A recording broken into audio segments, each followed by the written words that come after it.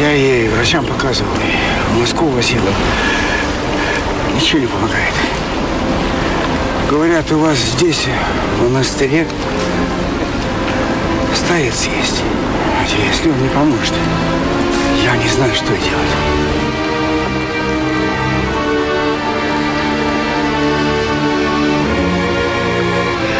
Господи, не оставь меня.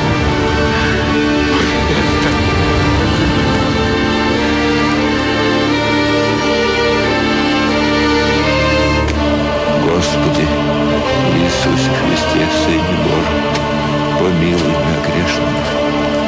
Господи, Иисусе Христе, помилуй меня грешного. Un film qui est l'histoire d'un homme qui est bourrelé de remords et de repentir parce qu'il porte un péché très grave, la mort d'un homme, et il espère la miséricorde de Dieu, mais alors il prie, mais il n'arrive jamais à croire que Dieu pourra lui pardonner.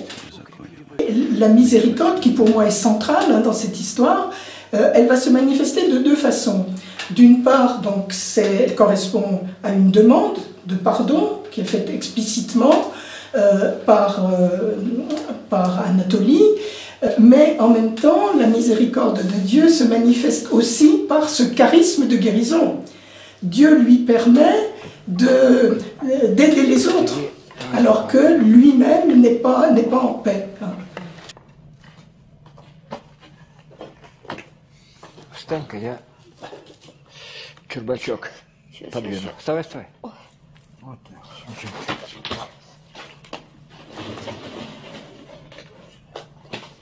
Чурбачок его ставь. Cet Anatolie, il est en même temps très joyeux. Hein. Il est bourrelé de repentir. Il n'est pas du tout sûr de son salut. Il implore la miséricorde de Dieu, mais en même temps, il est très joyeux. Il fait des farces. D'ailleurs, le supérieur lui dit espèce de clown. C'est exactement ça. Un personnage hors norme, une figure de saint, une démonstration de la miséricorde divine, et avec donc de très beaux plans et une très belle musique aussi.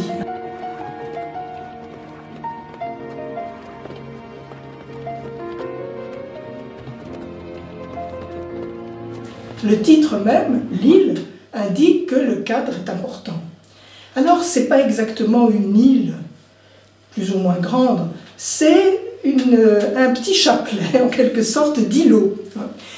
Une terre aride, une espèce de désert minéral où un monastère est installé en plusieurs bâtiments.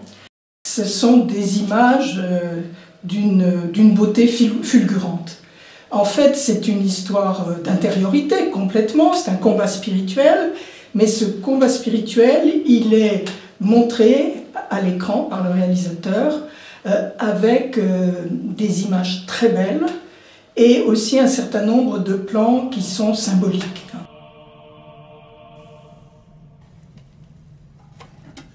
Alors, on le voit souvent cadré à côté des flammes, et comme il est hanté par son péché, n'est-ce pas, il y a une symbolique évidente de ces flammes qui renvoient à l'enfer auquel il a très peur d'être destiné.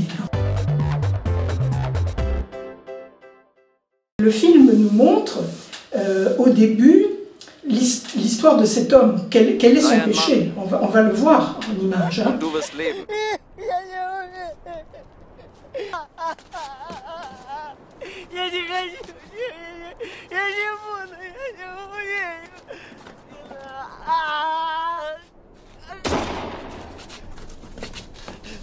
Donc ensuite, il va être secouru par les moines, et on va nous montrer, le réalisateur va se transporter 30 ans plus tard pour nous montrer la fin de la vie d'Anatolie.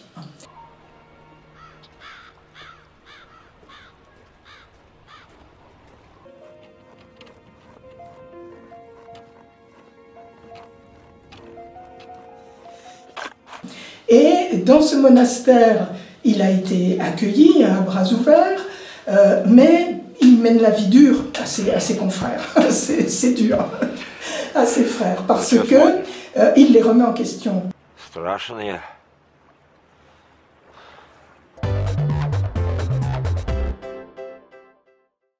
Alors ce réalisateur, jusqu'alors, avait fait des films sur la Russie post-communiste, la corruption, enfin c'était plutôt désespéré.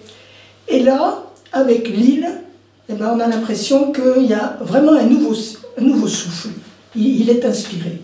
Et son personnage principal, Piotr Mamonov, qui joue le rôle du père Anatoly, est quelqu'un qui s'est converti. C'est un acteur qui a vécu une conversion. Et donc, on sent, bien sûr, dans son jeu, que vraiment il habite son personnage de façon extraordinaire. Ныне и присно, и во веки веков. Аминь.